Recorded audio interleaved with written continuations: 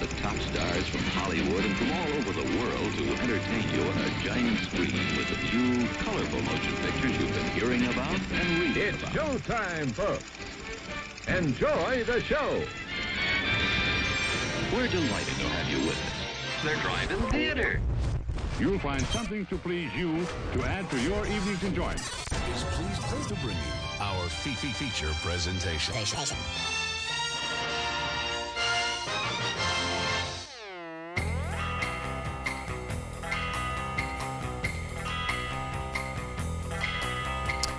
Good evening, everybody. It is Monday night. It is June 17th, 2024. You are tuned into the Drive-In Speaker Box. I'm your host, Bo, the boom operator. I'm Slick Doggy the Grip. And we are up here in the studio live as we are every Monday night at 8 o'clock Central Standard Time. If you are wanting to catch this show live and participate in the live chat and dictate the course of the future, we don't know. We're here with a lot of our Twitch viewers that are already been in the show stream for a while, because we do a pre-show for our Twitch viewers. If you guys follow us or subscribe to us over there, you can get involved with all that, or you can just download this podcast or tune into the stream wherever it is you like to get your podcasts or watch your live streams, be it Facebook, YouTube, Twitch, whatever. We give you guys the choice. Yeah, we're up here. It's been another week. We talked about just last week that not a whole lot of movies came out this weekend except the Inside Out 2, which neither of us watched this week. I actually went back and I saw Bad Boys Ride or Die, which you talked about last week. I did, yeah. And I'll give you just the quick, because I'm not going to review it again. I enjoyed it a lot more than I thought I was going to. I was extremely impressed with Martin Lawrence, who I thought had kind of fallen off the face of the earth in terms of being any marketable talent in a movie. Carried that movie on his shoulders. It was kind of back to being like Bad Boys 2 a little bit, huh? It was kind of being like back to Bad Boys 2. The where he just looked and was like, "I can't die." I actually snorted in the theater. It was funny. I don't know. Plus the scene where his son-in-law, that was awesome. Oh yeah, that scene was very, very cool. But I will say that the scene at the end of the movie, like the little fun scene where they're grilling corn or whatever, that wasn't fun. No, that was dumb. That was very dumb. But anyway, this week, we're just going to do what we normally do. We're going to talk about movies. We're going to catch you up what happened the past week. We're going to talk about the box office roundup. We're going to talk about what's coming out in theaters this week. There is never a shortage of things to talk about when it comes to movies. So we do thank you guys for joining us. Also, don't forget to join up on the Discord. You can find all of our things, all of our clickies, all of our deals over at driveinspeakerbox.com. It goes to our link tree. You can find the Discord. You can find the thing. Just driveinspeakerbox.com. Not the driveinspeakerbox.com. Just driveinspeakerbox.com. Take you to the link tree. It's cool. Okay. News. What you got on the piece of paper over there? I mean, I looked through some stuff. I saw some things. Well, you know what? We start with the big one. Something that you talk about quite a bit on the show here is Sony owning a theater chain. A movie studio owns a theater chain for the first time in like over 75 years. But what does it mean? What does it mean? Alamo Drafthouse is owned by Sony. But what, I mean, does that mean we're only going to get Sony movies? Is it going to be Sony exclusives? Like, that's where it gets wishy-washy with legal battles. Yeah. Well, and if we're learning anything from like Sony's other entertainment business thing, like with video games, is that they want their stuff to be unique to them, but they want to throw fit if something is unique to someone else. But Microsoft is absolutely crushing Sony right now in all the upcoming video game news, because they're letting Sony have games from their studios. And like even Halo is going to find its way onto PlayStation soon, which is crazy. Whoa. I know Sea of Thieves recently got on PlayStation. Yeah, Sea of Thieves, which is a first-party Microsoft game, is now available on PlayStation. So we'll see how Sony decides to do something like that. But yeah, it's the Paramount decree fell off in 2020. Mm-hmm. So this is the first time that one of the theaters has been bold enough to actually do it. But yeah, Sony came in and they bought Alamo Drafthouse, which is the 7th largest movie chain in the U.S., which is probably means nothing. Well, and really. everybody was, Alamo has been in and out of financial trouble since the pandemic, which many movie theater chains have been as well. But Alamo is kind of an indie chain. It was kind of bootstrappy and scrappy. But and every time an Alamo closes, everybody goes, "What about the one we were gonna get?" We're probably never gonna get one, if I'm being real with you. That's okay with me. But I just don't think we're there yet. I don't think our market's ready. But yeah, Alamo, owned by Sony. Will we notice a difference? There's still like the founder and CEO of Alamo is staying in his position as creative CEO director of the company, but just now does not own it like he once did. So he's just sitting on a mountain of cash like Schmaug. Well, and Sony is such huge money, though. I wonder if they can do things that Drafthouse wouldn't have been able to do. Because, how many Alamo Drafthouse theaters were there? A dozen or so? When? Just at peak. Oh, like how many that was are a around lot. right now? Let's see. There's no more than like 20 total, right? No, there's quite a few. Let's see here.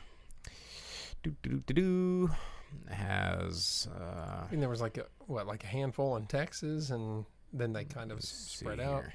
They have 36 locations. Oh, okay. Yeah. So there we go. More than what I thought, but still not that many. Where's my? I have a bear suit here that belonged to Tim League, the founder and chairman of Alamo Drafthouse. It's here in the studio. Kind of fun little driving speaker box trivia there. Could put it on and be like, I'm Tim League. Yeah. All right. Yeah, so Alamo Drafthouse. What were we talking about? Yeah, how Sony bought it, and it's weird that a movie studio owns a movie theater chain. Yeah. So yeah, we'll see how that goes. Maybe they'll just be running Spider-Man marathons constantly. Probably. It's Morbin time. Yeah. Mm-hmm. Hey, well, you know what? Talking about Marvel vampires, the Blade movie lost its director again. It has lost its second director before it went into production. So who knows if that is ever going to happen. We already talked about Mahershala backing away from the project. Well, and his lawyer, there was an article about his lawyer was like, this is the craziest thing I've ever seen. But yeah, Blade has lost its second director. That movie was announced 5 years ago, July of 19, and they have not even been able to lock down a person to direct the movie long enough to begin production. I'll direct it. Sign me up, Sony. Call me. I'll have your people call me directly. We'll cut the bullshit. I'll direct this movie, and it'll be awesome. Be like, it'll just be that scene for like an hour, and everyone's gonna get jazzed. Wait, like from the original Blade? Yeah, like yeah. The underground. That's the part that everybody with the sprinkler systems, blood were spewing sprinklers. blood. Yeah. And it's like the red strobe. Get Donald Logue back to do that, because everyone loved Donald Logue in that part of it. Let's see. Vince says, Bo, I know you do sound, but have you ever directed a short or something? Yes, I've actually directed several things, mostly commercials for like Walmart and Sam's Club and Harps and grocery store chains, and there was an insurance company. Yeah, that's pretty much all the stuff that I've officially directed. But I was also a producer on a very well-known reality show, and granted, I wasn't. It's funny because field producers, you kind of act like a director because you're telling the camera people and the sound people what to get, and it was it's quite an experience. But you don't have say in the final cut of reality. You just get all the content and you send it and your notes to final production. You say, all right, here's probably the storylines that we're going to follow, yada yada yada, and then they will edit and make the final cut, and that's all done at the network level. Yeah, so. To answer that question, yes. Marvel, Disney, before we get too far away from that too, Disney is doing something else that we don't like, or at least that I'm not happy about. They have a planned remake of Enemy Mine. I did read about that. Yep. And it's being written by the showrunner from Picard Season 3. Now, I've never watched Picard Season 3. I'm trying to remember. Picard Season 3 was the one that Is that where and Worf everybody showed yeah, up? Okay, I did watch that one. Is that where they were like, oh, we're sorry, everyone? No, that one was the Worf thing was pretty cool. You know, That's what I'm saying. That's their apology for Yeah. and 2, seasons 1 and 2. They're like, wow, Star Trek fans don't like when we ruin their Star Trek. Here's Worf, and everyone's like, oh, Worf. Okay, yeah, Uncle cool. Darn's cool. But yeah, anyway, but speaking of shows that I didn't watch, that everybody was super hype about. Everybody, I had people that were like, sorry, can't. We're doing a watch party of House of Dragons season 2. People watch that? Who cares? Yeah, like I thought we stopped caring about Game of Thrones, and I only know like 1.5 people that have watched any bit of House of Dragons. I watched like the first episode, and I was like, well, there's just so many of these like shows that that are coming out. I'm not like.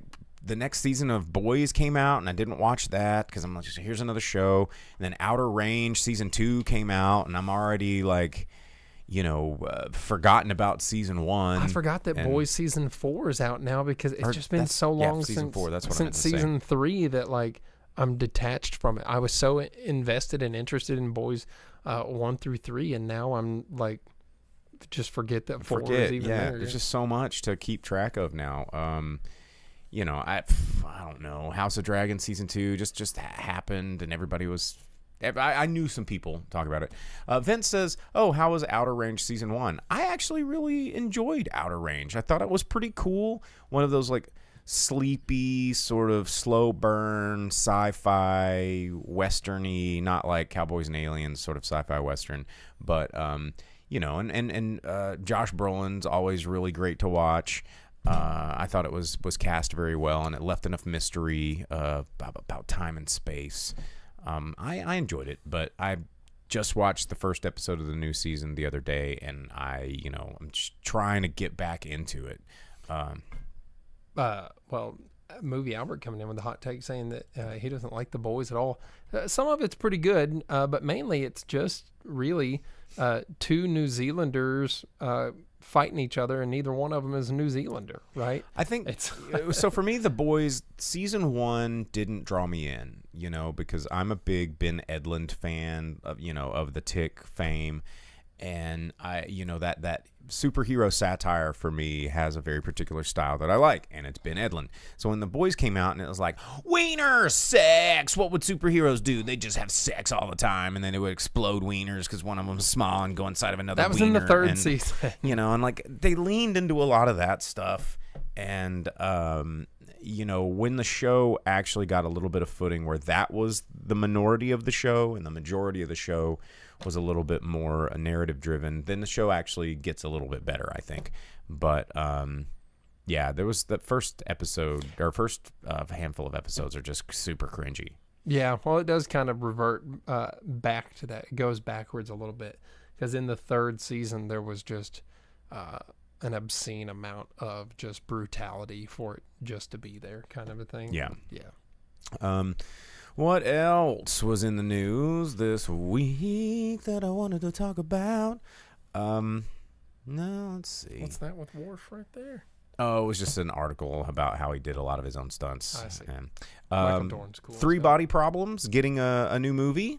Yeah. I saw that. The Netflix show that everybody got real excited about was actually based off of a Chinese novel and book or Chinese novel and show of the similar name. Getting another movie, so you can get some more Three Body Problem stuff. There was a trailer that I watched. Oh, Paddington, another Paddington movie. Did you see this? I did not. Oh yeah, the trailer dropped. It's like, where was it? Yeah, Paddington in Peru. Okay. Yeah, because that was something that we asked for, but that's Paddington Bloodline, says Velvet Santa. I don't know anything about Paddington other than Yes, the bear. It's just a kid's movie. Yeah, it is. Based on a kid's book. But this time he's in Peru. So yeah, coming out in theaters the November 8th. is the release date off that teaser trailer that was released this week. I thought that was pretty good because Paddington 2 is a great movie. It is a great movie. It's pretty damn good. I'll stand by Paddington 2. But yeah. Do you have any other bits of news? Yeah, there was a trailer released for a movie coming out called Abruptio. Did you see this? I did not see Abruptio. It's weird. It's like some sort of I don't even know. It's a movie where everyone is puppets, played by some big name actors like. This movie poster looks really interesting. It looks very Argentoian. Well, man, the trailer is like these really weird paper mache faced people, but it has Jordan Peele and Robert Englund and Christopher McDonald. Okay. Yeah. So, I don't even know how to describe what I saw, but Interesting. there is a trailer. Yeah, that's it right there. Oh my goodness. Okay. Yeah, everyone is like this really weird looking, like clay paper mache faced, like super creepy thing. I don't know. It's weird as hell. It's something to watch. This looks pretty interesting. I mean, obviously, like I can maybe show it without doing the audio, but like here we go. Looking pretty wild if you're some sort of like thriller, psychological thriller movie, but everyone's like this. I don't like looking at it. It's weird looking. So that's a thing that's going to be out there. Also, Until Dawn is getting a movie. You know, the video game that was made to be like a movie.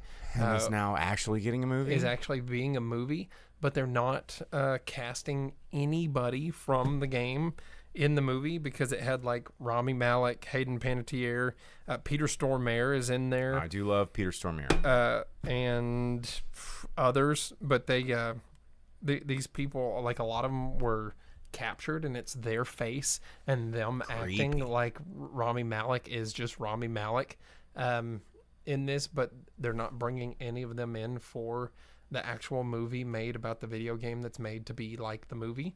So that's dumb. And then funny enough that Velvet Santa says Street Fighter the movie, the game, which is a real thing. They made a Street Fighter game based on Street Fighter the movie, based on Street Fighter the game. And the Street Fighter the movie, the game, is terrible. Go figure. But the new Street Fighter movie is something that they are trying to get up and off the ground right now, and that's not going well either. No one wants to watch that. Yep. Well, like the anime stuff, even though Fatal Fury movies are way better. But I mean, so movies like that, you can make anime, you can make animated series about no one wants to see a live action. We barely wanted to see a live action Mortal Kombat after the first one. Yeah, that's true. And then Tony Jones said Uncharted 2 got announced.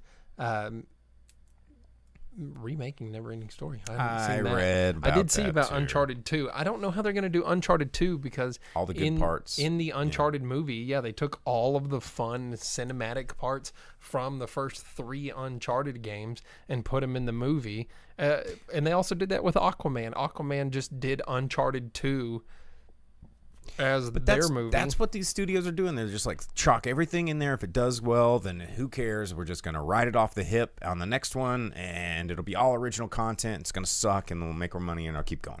Yeah. And then also talking things that are probably not original at all. James Gunn on his social media has been answering some questions, which is the Batman 2, Robert Pattinson. Yum.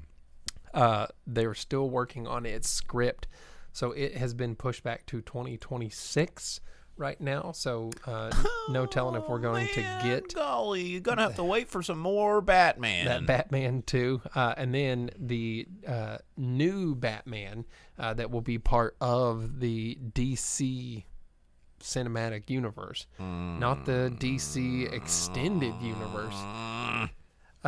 They are still being pretty tight-lipped about all of that. He's saying that There's no set age for Batman because here previously, Ben Affleck was a much older person than the rest of them. Everyone's like, well, is Batman and Superman going to be kind of the same age so that they can be like Batman and Superman in the comics? And he's like, are they just going to do an Into the Batterverse like they did the Spider-Man treatment, and just like there's, Lego Batman is in there, and Pork Batman is in there, and Batman Beyond is in there, and all the different Batflecks and George Clooney bats and just Val Kilmer bats, and just make them all in one. Well, they don't need to because they always have the Bat family. So at any given time in Batman comics, there's like 10 to 15 members of the Bat family, and they just kind of add them willy-nilly. Like now there's an evil Robin. So as if Damian... I was about to say, wasn't Damian already the evil Robin? Yeah, but as if Damian's not evil enough, now there's an evil Damian. Because he went on to be Red Hood, right? No. Or who was the Robin that went on to be Drake? So there's technically already 2 bad guy Robins? No, Red Robin is who Tim Drake went on. You're thinking of Jason Todd. Yeah. But wasn't he a Robin in training? Yeah, Jason Todd was Robin. That's right. So another evil Robin. Yeah, but that was only because he got smacked in the head with a crowbar enough to turn him crazy. Still an evil Robin. In certain things. But then when they did the 52 or whatever, a Jason Todd from a different Earth, who was a good guy, Red Hood, came and joined the Bat Squad or whatever. So yeah, you got Batman, you got Nightwing, you have Red Hood, you have Red Robin, you have Robin, you got Batgirl, Batwoman, to be Batman. You have Batwing and Alfred, and you got Spoiler and the other Batgirl. And then one of the Batgirls, Barbara might end up being Oracle. Yeah. So you have any number of Bat whatevers at any given time. So they don't need to do an Into the Spider-Verse. Because unlike Spider-Man, where it's like, I'm Spider-Man and I'm the only one, Bat Squad, they're like, yeah, there's just everyone's Batman. Everybody wants to be Batman. Yeah, Azrael, yeah, Huntress, yep, see.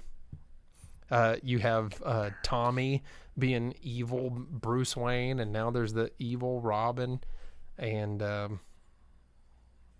cool, man. Dumb. Comics are stupid. Yeah. Well, yeah. Are we going to talk about what comes out this week, or do you got some more? Well, the very last thing I have right here is, how the world's been kind of hating on that Tarot movie, and they're like, well, it didn't really make a lot of money, and whenever we see it in the 10, we're all like, there's not really much going on here with Tarot. It didn't make that much money. Well, guess what, dude? There was an article about it. Tarot quintupled its budget, making it one of the most successful horror movies of the year so far. Oh my gosh! If you make 5 times your movie budget, yeah, you're like some sort of runaway success. So nice work, Tarot. Tarot has been out there secretly crushing it because it costs nothing to make. It's made $45.4 million, so it just costs none of the dollars to make, basically. That's where we are, ladies and gentlemen. And they can't find a director for Blade. Yeah.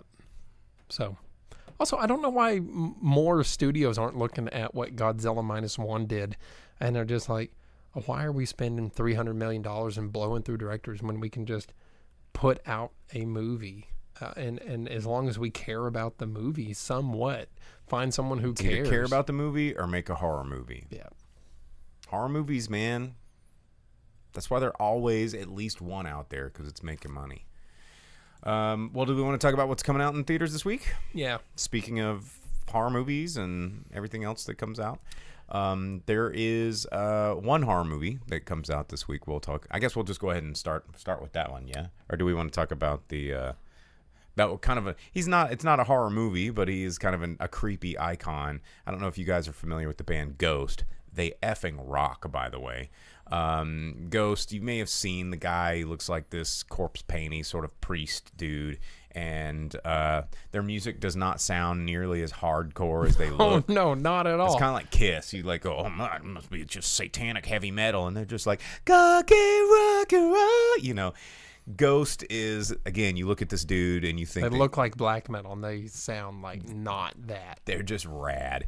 Their But T-shirts are everywhere nowadays. well, they've kind of blown up with a little bit more of a mainstream crowd because I think ever since they had like a song in Sabrina the Teenage Witch or whatever, the younger kids are just like, Ghost rules. But they've got a movie coming out called Right Here, Right Now, which is kind of combining live performances from their shows in LA with like a narrative that kind of picks up plot threads from this webisode series that they've had running for a really long time that kind of establishes the mythos of their band, kind of like Gwar does their comic books, and to kind of make the mythos of the band, which Gwar is coming to Northwest Arkansas again. I think I want to say September-ish maybe, but they are coming. Always a fun show. But yeah, Ghost Right Here, Right Now, coming out in theaters, probably somewhat limited. It's a June 20th and June 22nd only. So I believe that's probably going to be a Fathom event. So keep your eyes peeled for that one. If you enjoy Ghost, June 20th and 24th only in theaters. But also in theaters coming out this week, probably on Thursday, there is 3 films that are going to get the wide treatment. The first of which that looks probably the most interesting of the films is The Bike Riders. You've probably seen the trailer to this one. It's directed by Jeff Nichols, who, if you don't know Jeff Nichols is really, really cool. He's actually an Arkansan, by the way. Hey. He wrote and directed Mud, Midnight Special. I've met Jeff Nichols several times. He's a really, really cool dude. Take Shelter, another really good one of his films. But really, really cool dude. A Little Rock native. And I don't think he still lives in Little Rock, but he's an Arkansan, so shout outs to the homies. But The Bike Riders, it's got a great cast. It's got Jodie Comer, Austin Butler, Tom Hardy, Michael Shannon, of course, because Michael Shannon is in every one of Jeff Nichols' movies. Well, and if it has something to do with gangs, Michael Shannon's in there. Norman Reedus in that one as well. So Paul Sparks, who actually I got to work with on a movie a long time ago called All the Birds Have Flown South. He's in this as well. Again, another kind of dude that likes working in Arkansas. But anyway, The Bike Riders coming out in theaters this week. You've seen a trailer for it. I know you have. Oh, yeah. If you've been to the theater in the past month, you've seen a trailer for it. Also coming out in theaters this week, we've got The Exorcism. Speaking of horror, I remember seeing trailers for this a while back, and then it stopped. I was about to say, is this the one that was supposed to have been out forever ago, or is this a sequel to it because it already came out and we just? I don't even remember. I couldn't tell you. It's another exorcism movie with Russell Crowe. I feel like I'm in a Bernstein universe right now. Yeah, because did this not already? Oh, it was The Pope's Exorcist. Yeah, okay. See, that so came this out is in a sequel. 2023. No, I don't think this is. It's just another exorcism movie, think it's not related at all. Here's the synopsis. It says a troubled actor begins to exhibit a disruptive behavior while shooting a horror film. His estranged daughter wonders if he's slipping back into his past addictions or if there's something more sinister at play. So yeah, this. Well, let's see. It's just Russell Crowe. He plays 2 completely different characters. Okay. Yeah, Russell Crowe just, I guess, really into playing priests right now. So this is the next Russell Crowe priest movie in the Russell Crowe Priestiverse. So yeah, there was just going to be an Into the Priestiverse, and it's just all these different Russell Crowe priests. Oh, dude, yeah, that would be cool. Yeah, that'd be something. But The Exorcism, Sam Worthington's in it. Hadn't seen him in a while. Chloe Bailey's in it as well. Trailer looks okay. I mean, I don't know. I guess my brain is just too attached to the last thing that just literally came out last year with Russell Crowe as a priest. So who knows? Did Sam Worthington do anything in like the last 5 years besides Avatar 2? Maybe. I mean, I've got IMDb pulled up right now. Let's see. He's in the upcoming Horizon movie. I wonder if he'll be able to maintain his American accent, or if they just let him be from Australia or whatever. He's been in some very low-budget movies. Because that's been the one thing in Clash of Titans, those two movies, and the Terminator movie he was in was, what was it, Salvation? What? Yeah. Yeah. Like his accent was not consistent. Oh, Sam Worthington. Haven't seen that guy in a minute. But that's coming out in theaters. And then there's also a movie that I don't know how wide of a release it's going to get. I hope a wide one because it looks really fun. It's a Magnolia Pictures release, so hopefully it will get a... it's definitely going to get an expanded release. Now, if it gets a wide release, we will see. But it's written and directed by Josh Margolin and starring June Squibb, who is always hilarious. If you've ever seen her, she's a super old lady. You might remember her. She was Hubie Halloween. She was the grandma in Hubie Halloween, always wearing the shirts that were like super, sexual. But it also has the late, great Richard Roundtree in one of his last performances before he died. It's got Parker Posey in it, and Clark Gregg is also in this. But June Squibb is playing the role of this 93-year-old woman named Thelma Post, who gets duped by a phone scammer pretending to be her grandson. But she sets out on a treacherous quest across the country to reclaim the money that was scammed from her. Oh wow, a scammer in the U.S. That's crazy. Yeah, so it's just this little old lady getting revenge on the telephone scammer that scammed her, and it looks super cute. And if you've never seen June Squibb in a movie, she's absolutely hysterical to watch. She is just kind of like got major Betty White vibes, but she was also in Inside Out 2. She voiced the character Nostalgia. She was in that remake of Don't Tell Mom the Babysitter's Dead, obviously playing the dead babysitter. She's fun. She's pretty cool. And if you've never seen Hubie Halloween, she is absolutely hilarious in Hubie Halloween. So, and she probably won't be with us for very much longer, but get her while you can. But June Squibb, always fun. So that movie is coming out in theaters this week. It's called Thelma. And that's pretty much it. Everything else is pretty limited release. There's What Remains, which is it's got Stellan Skarsgård and Gustav Skarsgård both in that. It's a little bit foreign. It's got some olive branches, so I don't know if it's coming to a theater near you or not. That was the other thing I was going to say. What's the movie called? Megalopolis is getting its release. That's right. We'll have it late September. It is. Oh, well, there's the olive leaves things reminded me, yeah. There was another movie that Merle over on Twitch just made me think of when he said Chris Cunningham vibes when we were talking about that earlier movie about the puppet people. But Chris Cunningham, really talented music video director from the 90s, never really made a lot of... He should have. He that was about the time where like Chris Cunningham and Michel Gondry were kind of taking the movie industry by storm in terms of their weird visual aesthetic. But there was an artist that everybody knows that these guys loved, Jeff McFetridge. There's a documentary about Jeff McFetridge. If you he was a pretty famous artist, but this documentary is coming out and it's got Sofia Coppola and Spike Jonze and a bunch of other like really interesting people coming talking about Jeff and his work and his life. So that probably won't hit theaters, but it's coming out this week. So there you go. Yeah, I'll probably watch The Bike Riders. Yeah, you like motorcycle shit. Yeah, maybe I'll ride my motorcycle and go watch the motorcycle movie. Heck yeah. Well, all right. Well, that's your theater situation for this week. You can bookmark any of those. I mean, you got the limited release Ghost movie. You got some fun stuff. Maybe Thelma's coming out. We'll see. I don't know. If Thelma does come out, I really want to go see that, and I might go see the Ghost concert movie thing. That actually sounds kind of fun. I would go sit in a theater for that.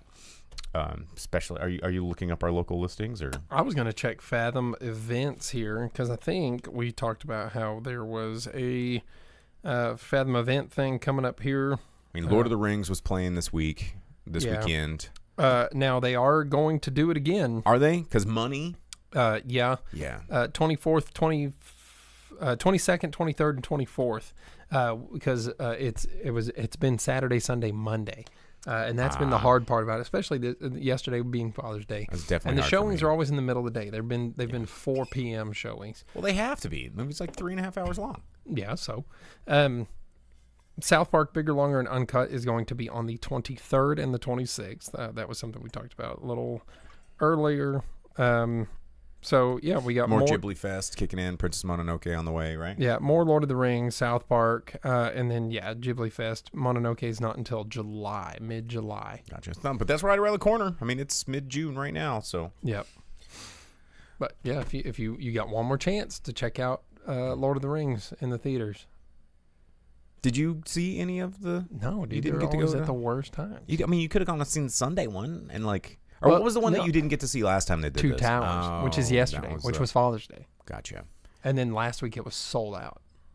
Yeah, I was going to go try and see Inside Out 2 yesterday afternoon, evening, but it was just like packed and I wasn't going to sit on a front row. Yeah. So, Now, if it matters, I mean, I saw Lord of the Rings. I went and got again. crunk at karaoke instead.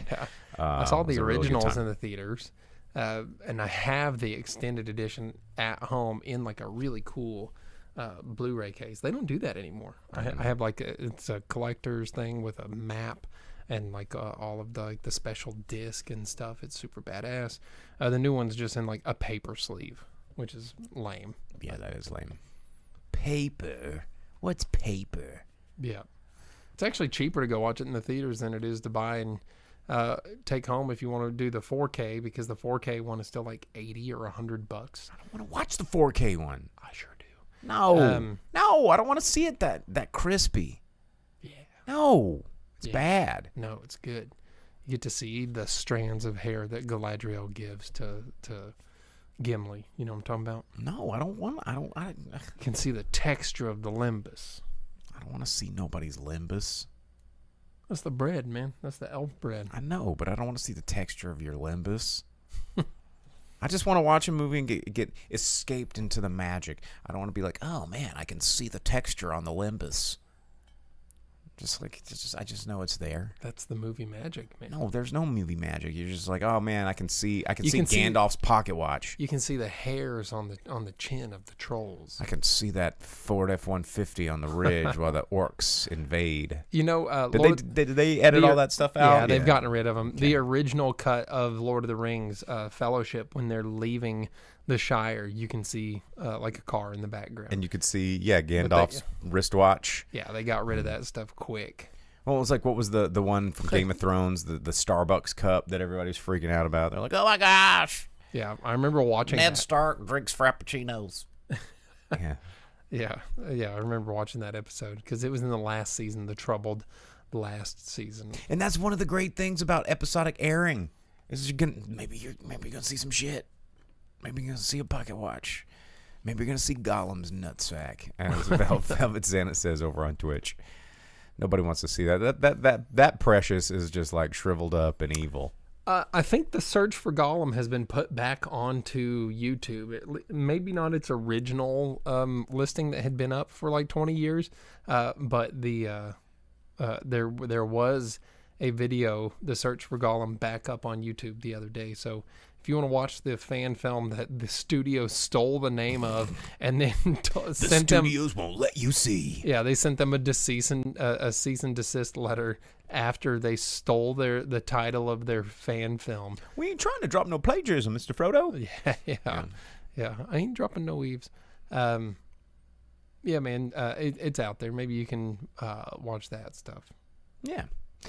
Anything? Any other topics we want to grace? I mean, we've got.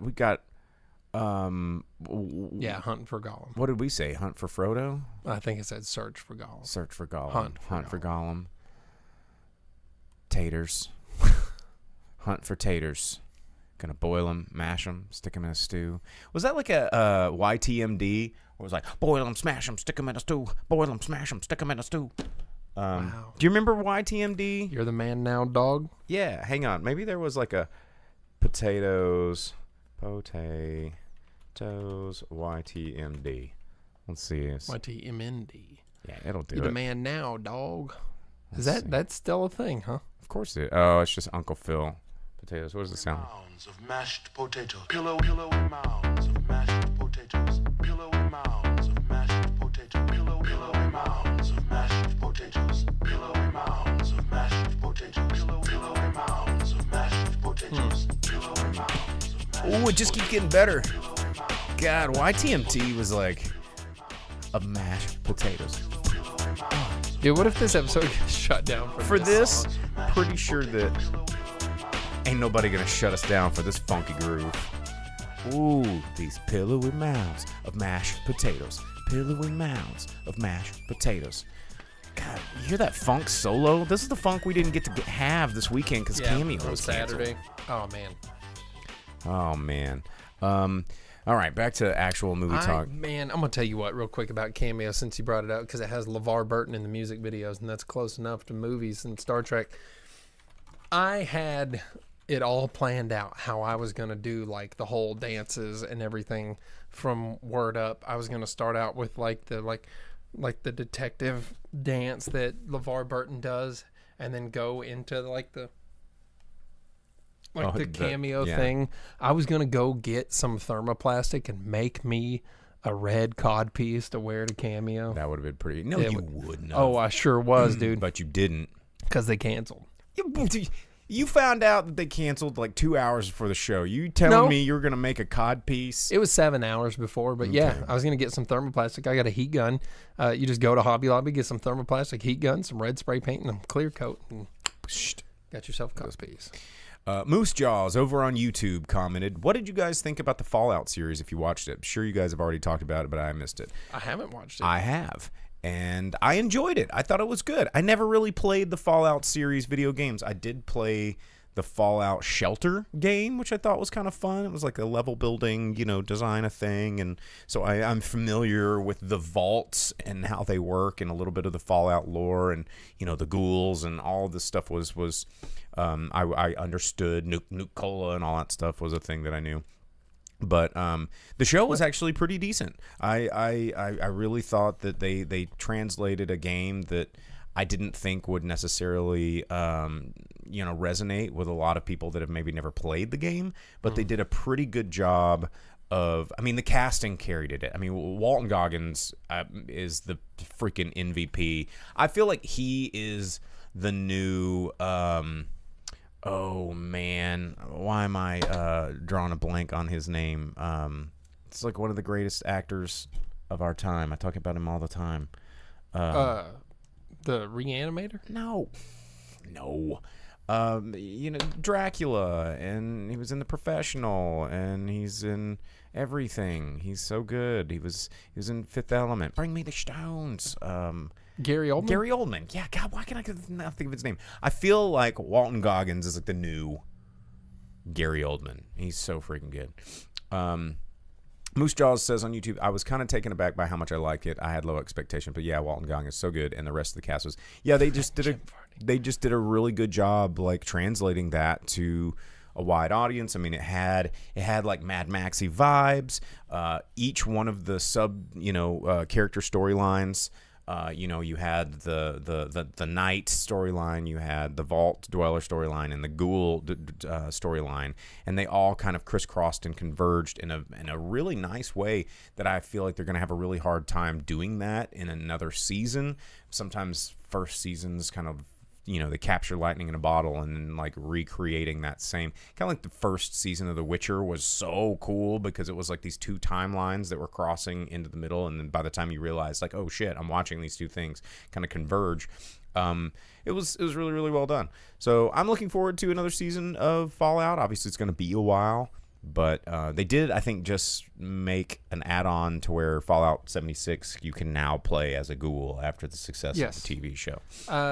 I've only caught bits and clips and stuff. I also never really got into the first-person shooter version of Fallout. The top-down was a lot better to me, but that's only because I like first-person shooters. I like them to be a little more fast-paced.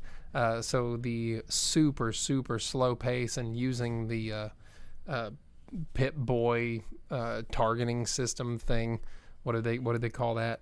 Yeah, that was Pit Boy. But there's a name for the targeting system Oh, I thing. don't know. All that stuff, just the super slow motion of Fallout 3 in New Vegas. I can't do it. And then having to take, it's kind of has that survival element. I hate that. Anything where you have to keep your person alive other than don't get shot. Just health packs and don't get shot. Yeah, like the survival elements, I do not like that. I like Bethesda games. I like Elder Scrolls stuff a lot more. They're a bit more fast-paced. They have more interesting stories to me. Being able to run up with sword and shield instead of doing like the... Wait, you're a sword and shield? You're not like a archer? Like everybody? I thought everybody played... Yeah, you can have a bow and sword and shield. Yeah, you got to have a bow. Why would you ever use a sword and shield? So that you can run up, shield bash, and slash someone. Why would you need to do that if you just sit in a bush and go, pew? Well, yeah, you shoot them from long distance, and then they're go in dead. and you clear it out. Well, they're already dead. Dude, I was the Dragonborn. I can do whatever the hell I want to, bro. Okay. So yeah, I haven't watched the series, but the main thing is really that I get burned on all of these properties turned into things like MCU, the Halo series. I mean, Jesus, I watched the first episode or two of Halo, and it just was the worst thing on earth. Video game movies in the past have always been terrible. What am I? Tomb Raider and Mario Brothers and stuff like that. And this one doesn't have Bob Hoskins to save it. You know? Yeah. So I mean, anything video game, I'm very leery of, just because I enjoy video games and the stories of them so much. Like this Until Dawn being made into a movie, despite the fact that they took TV and movie actors to make this game and made it a cinematic experience more than a game, because it's just quick time events. Same thing with The Quarry, which was done after it, and a couple other games. There's games in that series that are all done in a cinematic sense. It's just a choose your own adventure movie more than it is a video game. And then making it into a movie is worrisome, because then too, what ending are they going to give you? Are they going to even stick to one of the stories provided in the game? You never know. You don't know. So anything video game translated to movie, I'm really wary of, because a big part of it is you are in control and you get to choose the way the story plays out. And there's that interactive. Did they ever make a Half-Life element. movie? No. I feel like that would have been one that would have gotten made into a movie. The game was so big, and it was so big to the world of first-person shooters. Yeah. And they made a Doom movie, and they basically made that Wolfenstein movie. So Wolfenstein movie? It was that movie where it was in like Nazi Germany. And the one with the... And they had the weird experiment monsters on the inside. Yeah. And, I mean, it was essentially a Castle Wolfenstein movie. I know what you're talking about. Yeah. Speaking of first-person shooters, you didn't talk about this in your Bad Boy review, but I could not stand the first-person shooter action scene that they included in the Bad Boys movie. That was so stupid, and I hated it. Yeah, the GoPro. Yeah, where they're like, through the gun. I hate that crap. It was cool, and Hardcore Henry was like the only time I'll give that shit a pass. But that was the whole movie. That was the point of the movie. But I just... Plus, it had old South African guy. What's his name? South African. Yeah, he's in all the... Yeah. He's in all the South African movies. Yep. Chappie and District 9 and all that stuff. Moose Jaw, to your comment, said the Fallout series to me is definitely the best adaptation of video game I've seen. It excludes animated stuff. I've never seen the Castlevania show, for instance, but I haven't watched the what's that last one that came out that everyone liked on HBO? Last of Us. Is Fallout better than Last of Us? I don't know. Everybody liked Last of Us. I did not watch Last of Us because I didn't have HBO. So, well, okay. You want to hit the box office roundup? Yeah. All right, guys. Well, it's the last segment of the show. We do the box office roundup every week. Jake's going to tell you the top 10 movies that their domestic totals for the week. This one was actually a pretty big box office week. A lot of people talking about this, like, oh man, our theater's back, and they always seem to say that like right on the cusp of a really dead weekend. They're like, theaters are over, it's done, we're throwing in the towel. And then a movie like Inside Out 2 comes out, and turns out people want to just go see movies they want to go see. From the looks of it, it's because kids are out of school. Yeah. And this is a new option at a time where there's nothing else to watch. So I think people needing something to do with their damn kids. Yep. It's the Frickin' kids. story of the box office here. Well, we will start with number 11, and we will work our way up to the number 1 movie. We will give you some worldwide numbers on movies that it makes sense to include that. But for the most part, these are domestic numbers only. So number 11, which I thought was interesting. So number 11, Lord of the Rings: Two Towers, once again, way up there, $508,000, and its 2-day run so far has brought in $2.4 million. And then just above it, at number 10, is The Fellowship of the Ring, bringing in $630 million. In its 2-day release, bringing in just over $3 million. Where's Return of the King? It's not in the not tops. seeing it. Well, that's because probably they haven't included it since I guess it was the holiday weekend, maybe Sunday. Yeah, maybe since it was, well, it was out last Monday and it's out today, so it hasn't had its second day yet. But at number 9, The Strangers, Chapter 1, climbing from the number 10 spot, $760,000 brought in by that one. 33.9 and it's 5 weeks out. It doesn't sound like a lot. It might be interesting to see if it's doing the tarot thing, where it's very underwhelming numbers, but it turns out that's a runaway success for them on that one.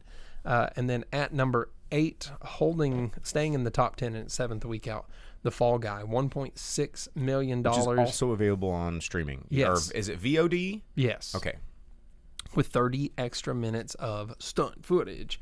In its 7 weeks, it's only brought in $88 million here in the U.S., which is a total bummer for this movie. Brought in about the same across the globe, bringing it to $170 million total only. I imagine that's not enough to bring back their full budget yet. Yeah, probably which is a bummer, but I imagine it's probably It's not like a be, movie that's supposed to get a sequel or anything either, but I want to see more types of movies like that. Yes.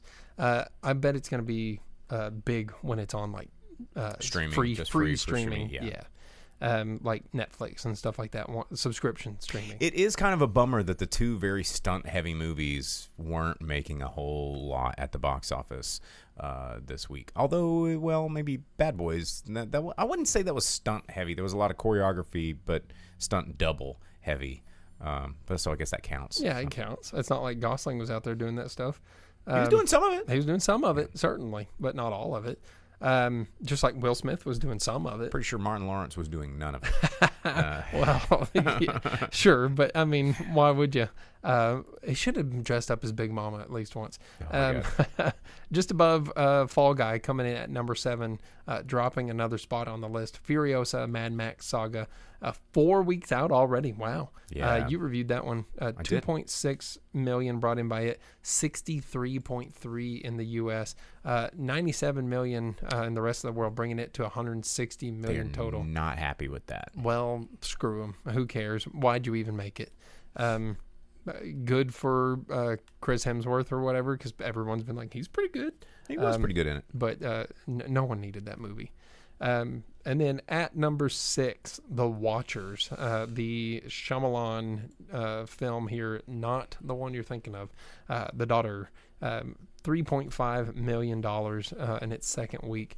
It's only grossed 13.5. Yeah, Warner Brothers not too excited about that either. That has to be one of Dakota Fanning's like lowest grossing movies too. I would say right? so. Like, I would say so. well, we'll see where that one goes. Maybe that one's one people watch at home too, you know. And then at number 5, somehow still hanging in the top 10. If It feels like that movie's been out for 1,000 weeks, even though it's only been out for 5. 5 weeks, yeah. I reviewed that here on the show. $3.6 million, bringing its domestic take up to 101. So another 72 across the world, 173. That one's probably not enough money to get that one back either. I imagine they were writing some big paychecks for that movie, thinking that it was going to be a big success. Old Ryan Reynolds. Yep. And then at number 4, the Garfield movie, 4th week out, 4.7 million brought in by that one, 78.25 total here in the U.S. But 139 they like it overseas across the globe, $217.5 Crazy. million for that one. Yeah, that's good for Garfield, man. I imagine that's. Let's see. Who likes it the most? I'm just curious who has been. It has to be China, right? The UK, Mexico coming in with 18 million of those. Like, Mexico loves Garfield apparently. That outside of the US, it is Mexico coming in strong, followed by Germany, and United Kingdom, both just under 10 million each. That's a really interesting thing to read. Yeah. Well, hey. Dina says Mexico just hates Mondays. Yeah. Yeah. Well, yeah, Garfield's out there. I watched that one too. I wonder if they've got the Mexican equivalent of Chris Pratt to be the voice there, and they're just like, yeah, now everybody's gonna go see it because famous guy doing the voice of Senior Garfield. Who knows? But climbing up the list to get back into the top 3, Kingdom of the Planet of the Apes, $5.5 million, 6 weeks out, $158 million here in the U.S., another $217 across the globe, bringing it up to just under $375 million for it. That one I'm sure that they are pleased with. I still haven't watched it yet. I don't know what to tell you there. Monkeys. Yeah, apes. Bad apes. And then at number 2, Bad Boys Ride or Die, $33.7 million brought in by that one. So in 2 weeks, it's grossed $113 million by the new owners of the Alamo Draft House. Not bad for that so far. Yeah, Bad Boys. I mean, it did pretty well overseas too. So. Yeah, another $100 million, so $215. So Dina actually says something really interesting on Twitch about the Planet of the Apes. It lost about 555 theaters nationwide, but it went up 2% from last week's earnings. So what's the runtime on Planet of the Apes next to Inside Out 2? How many parents sent their kids into Inside Out and they went and watched Planet of the Apes? There's some correlation there that might be happening. And, of course, the number one movie, bringing in a whopping, have yet to have been seen this year, $154 million. That's an opening. Inside Out 2. So Disney finally has one of their Disney openings. Another 140 across the globe. So here in its opening week for the U.S. has nearly grossed $300 million. Pixar opening ever. Wow. So, yeah. Behind what? One of the Toy Stories? Probably. I mean, if we're talking Pixar. Well, now it's like Pixar, since Disney owns Pixar outright, it's just weird to even think of them. Oh, Incredibles 2. Okay. It's really it's odd to think of them as separate from Disney. Animation. I mean, yeah, like Disney Animation and Pixar just are just so anymore to me. So it's all the money machine. Yeah. But yeah, that's your top 10, top 11 for the week, and that's gonna do it. That's the show. We're done. Yeah. So if you want to jump in to our Discord, Vince generally doing some watch-along movies over in our Discord channel. We did not do one last week, but I do believe he's got one on board this week. You can check out our link tree, driveinspeakerbox.com. It's Rushmore. That's a great movie. So we're going to be watching Rushmore over in our Discord channel. You can come jump in there, chat along, watch along. If you've never seen Rushmore, a really, really great early Wes Anderson film that was the very beginning of his completely stylized sort of Wes Anderson thing that he developed. It was like Bottle Rocket, then Rushmore, and then it just I think Royal Tenenbaums was after that. And once Royal Tenenbaums got him on the way, I mean, you got the Wes Anderson formula. But Rushmore still feeling like an original movie. But that's going out there. Don't forget to like and subscribe wherever it is you want to like and subscribe. Facebook, Twitch, or YouTube. We actually prefer Twitch. You get extra content if you follow us on Twitch. Or if you subscribe, it just we get extra money. So that's cool. And if you don't want to even mess with looking at our faces or reading in the comments or participating or doing any of the fun stuff and just stay in your lane, you can download this wherever it is you download podcasts. Just search for the Drive-In Speaker Box Podcast. And I think that's all the things that I need to say, right? Is that we did all the things except for this. A little more YTMD.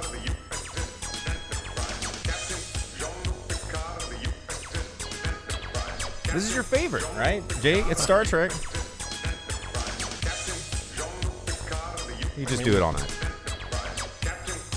I like it. Okay, fine. All right. Well, I'll turn it off. But anyway, thanks for tuning in, guys. We will see you guys next week. See ya. As you leave the theater, folks, please be careful. Don't let this happen to your car. Be sure to remove the speaker before you leave. If you should accidentally pull a speaker loose, please turn it in at our snack bar or box office. Thank you.